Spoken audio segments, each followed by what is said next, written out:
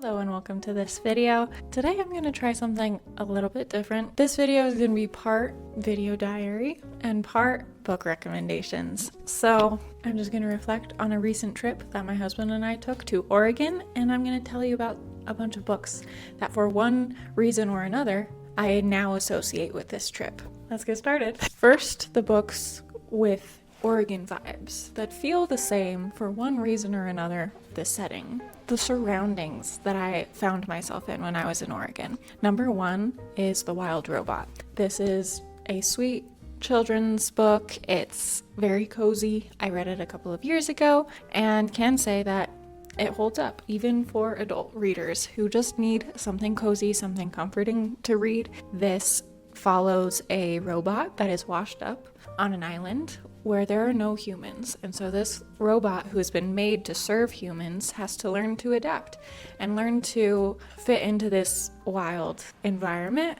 and learn to communicate with the animals. And the way I pictured this island is very similar to the Oregon coast. As we were in Oregon, we visited the coast. We spent a whole day driving up and down the coast, doing some hiking, walking along the beaches. We saw Haystack Rock. We saw some puffins at Cannon Beach. We just had a great, marvelous time on the Oregon coast. And what I saw on the Oregon coast reminded me of how I pictured the setting of The Wild Robot. So I highly recommend this book. It's very cute, very sweet. And if you're not much of a reader, but you still want to experience the story, there is a beautiful animated movie that came out a couple of years ago based on this book, and it's just beautiful. Next book on this list is What Lies in the Woods. This is on the list because it is set in the Pacific Northwest. Now, I read this book a couple of years ago, so I can't quite remember. I believe it's set in Washington, but it's in a small town near the woods. For a large portion of this trip, was staying in a small town, and so it reminded me of this book. This book is a mystery thriller about a woman, and when she was 12 years old, she had this horrific accident while she was playing in the woods with her friends one day, and she was stabbed in the back 12 times and almost died. She survived that accident. She is now an adult, and she's returning to this same small town, and as she is in her hometown again, she's beginning to realize that maybe what she thinks happened when she was a child isn't exactly what happened. And so she's kind of uncovering the truth of what really happened all those years ago when she was 12. So it's a great book. This book is one of the books that got me back into reading a couple of years ago and reminded me how fun reading can be when you get just sucked into a story like this. So if you're into mystery, thriller type of genre, I would highly recommend What Lies in the Woods. Next is Remarkably Bright Creatures. This is another book that is set in the Pacific Northwest on the coast. So as I mentioned, my husband and I did spend some time on the coast, and I loved seeing the tide pools at Cannon Beach and seeing all of the starfish and the little crabs and little tiny fish swimming around in the tide pools. That was so fun. It reminded me of Remarkably Bright Creatures, which is about an older woman who works at an aquarium on the coast, and she befriends an octopus at this aquarium. And so you're actually kind of seeing the story through her eyes as well as the octopus, and it is so funny to hear this octopus, because it's an octopus. He can't communicate with this woman, but he sees things that she's missing in her life, and he's trying to communicate to her and trying to get her to get back out there. She has dealt with a lot of grief in her life, and she's kind of closed herself off to a lot of relationships and connecting with other people. So he's trying to help her get back out there.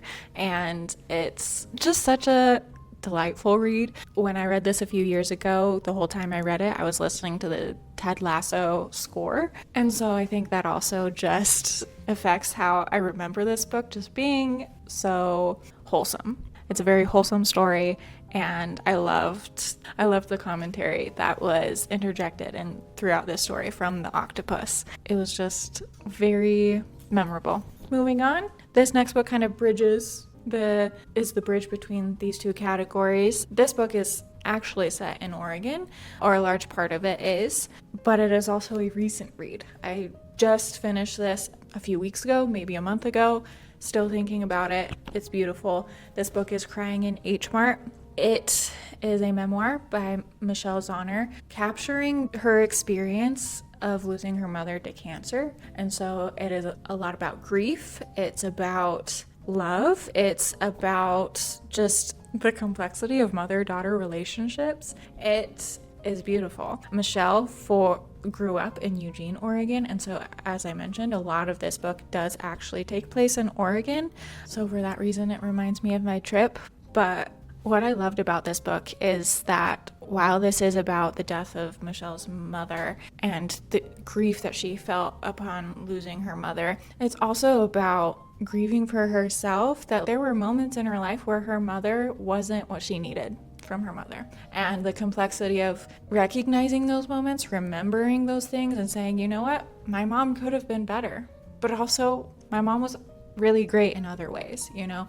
And I feel like this book really balances that in such a real way, and I really appreciated that and admired how Michelle was able to find that balance between being honest about her mother and about ways her mother maybe wasn't the best all the time, but also pointing out really thoughtful and beautiful things that her mother did for her, including all of the time and effort that her mother poured into making traditional Korean food for Michelle so that Michelle could feel connected to her Korean heritage and her Korean roots, and just the labor that went into that. And so if you read this book, you will want Korean food. You will be craving Korean food by the time you finish it, because the way that it's described is so beautiful and so detailed, and I loved that. I also loved how Michelle acknowledged that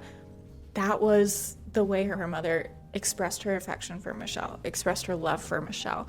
Other people have touch as their love language, gifts is their love language, but for Michelle and her mother, it was food. And I really appreciated that she called it out, and as a language, she said, this was my mom's love language, was food, was making this food for me. And as somebody who struggles to show my love and affection for other people, and who is trying to get better at speaking the love languages of those I love, I just loved that she called it out in that way. So, highly recommend. All right, next we have Hemlock and Silver. I thought about this book when I was in Oregon because I noticed lots of things named Hemlock. There was a street in the Cannon Beach area that was called Hemlock Avenue or something like that. When Matt and I were in Portland, we went to Hoyt Arboretum and were wandering around the Arboretum, and the section that we happened to be wandering in was the Hemlock section of the Arboretum. And so there were all of these different types of hemlock there. So it made me think of Hemlock and Silver by T. Kingfisher. This is a fairy tale retelling of Snow White, but rather than focusing on Snow White, the main character of this book is actually a middle-aged woman who is a poison expert, who is hired by the king because Snow White is slowly being poisoned and slowly getting sicker and sicker and sicker, and they don't know who is poisoning her or what the poison is that they are using to poison Snow White. And so I really liked that angle. I thought it was just fun. It was fun. It was a fun twist. And as with all of T. Kingfisher's other fantasies and romances, there is an element of horror in this book, and I love how she incorporates that into the story. As someone who likes horror but also likes fairy tale retellings, I like it when you can have those scarier, spookier elements in such a whimsical, romantic story. I just think the contrast is something that I really love, and to see those two things come together in the right way is just my favorite thing. So I love T. Kingfisher's fantasies for that reason. I love that she always has just something a little bit macabre, a little bit creepy in all of her fantasies. And this one is no exception. Speaking of which, I am going to go slightly into spoilers here. So if you don't want spoilers for Hemlock and Silver, skip to this timestamp. Okay, now, again, here are some spoilers. Speaking of the creepy horror aspect of this book, I loved the mirror world. I loved it. From the second that we discovered the mirror world, I was unsettled. She's excited about discovering this whole new world. And as a scientist, as with the scientific mind, she's so excited to discover something this big. And while she's all excited and curious and wants to collect data about this new world, I'm like, girl, no, this is not a good sign. This is creepy. I have a bad feeling about this. And I loved that from the very beginning. I was like, this isn't good. This isn't good. It's not good. So I just loved that feeling that I got from that. And part of that may be that it reminded me in a way of The Hidden Places by T. Kingfisher, which is one of her horror books. Maybe that's part of it, maybe it's not. Whatever it is, I really liked it. And so those are my thoughts on Hemlock and Silver. Very fun, highly recommend if you like fairy tale retellings. Okay, next is Hazelthorn. This is full-blown horror. This is a YA horror about a young man named Evander who lives on this grand estate, and he has a mysterious past that he doesn't quite remember because of an accident that he had when he was younger. His guardian, the owner of this estate, suddenly dies, and because of his death, family members of this guardian start to come to the estate to pay their respects, to come to the funeral. And as they're coming, as Evander is speaking with these people, he realizes that the stories that his guardian told him about his childhood might not entirely be true. So there's a little bit of a mystery, a little bit of what is true, what is not. Was this guardian the person Evander thinks he was, or was the guardian hiding a side of himself from Evander? But I also, in my mind, as I've described it to people since I read it, it is like The Secret Garden, but the garden is out to kill you. The garden is out to kill everybody in this family. And so you also have this very large element of botanical horror in this book that I loved. And that is why it reminds me of Oregon. Not because the plant life in Oregon is out to kill you, but because there's just so much more of it. You have these huge trees that I don't have in my home state of Utah. You also have moss and this lichen-y, mossy stuff that's just like dangles from like all of the branches of all of these trees, and it's just so, it reminded me of how I pictured the garden in Hazelthorn, like parts of the garden where it's just overgrown. It is uncontrolled. It is untamed. There's so much of it. There's so much of it, and it's just everywhere. So every time I saw one of those, I thought of Hazelthorn, and it was great. So for those of you who are still reading Summerween books, I would highly recommend. That's it for my recent reads section. Now I just want to highlight something that I thought was really cool. The hotel that we stayed in had books on the coffee table. The books they had were On the Road, To Kill a Mockingbird. Now this is significant because the name of the hotel is Atticus, so it's relevant. The next book is A Movable Feast. Then we had Station 11, which when I saw that, it was a good reminder to me because that has been sitting on my TBR for so long. So seeing that in person, it's sitting on my coffee table, did remind me that maybe I should pick that up sometime soon. And the last one that the hotel had was The Geography of Bliss. So I just thought that was really cool. I've never seen that in a hotel before, and I think more hotels should do that. I feel like it could also be cool to put books in the hotel that are set in the place that you're traveling to so that you get a different perspective on the place. I think it's just a cool concept, and I liked it.